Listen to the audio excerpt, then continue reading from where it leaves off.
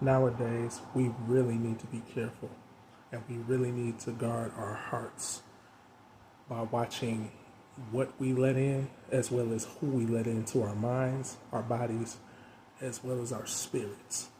But what does that really mean? Does that just mean going on a carb-free diet or taking certain medications or making sure our doctor's appointments are up to date to make sure our heart doesn't fail us? If you're dealing with some kind of heart issue, yes, that is what that means. But when it comes to the Bible, guarding our heart is more than just the physical. It's also about guarding our heart in the spiritual and the emotional as well. We have to be careful about what we're letting into our ear gates and our eye gates.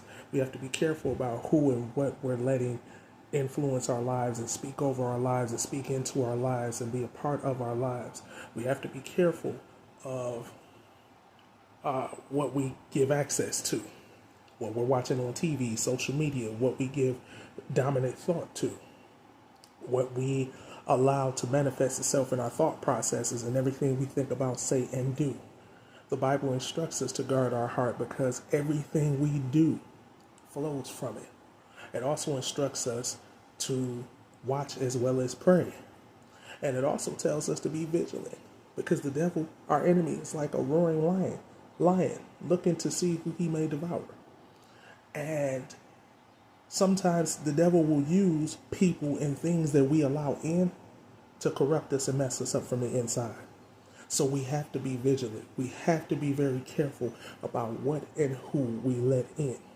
Because if we let in anything, if we let just anybody speak over our lives or speak into our lives or plant thoughts into our minds or say any and everything into our lives that ain't good for us, if we allow just any and everything to come through our eye gates, if we're watching any and everything that's blasphemous against God and that's corrupting us from the inside out and we're letting it set in our spirits and letting it manifest, it's going to corrupt our hearts. It's going to corrupt how we move. It's going to corrupt how we operate. So we must be careful, very careful. We must guard our heart and we must be careful of who and what we let in. God bless.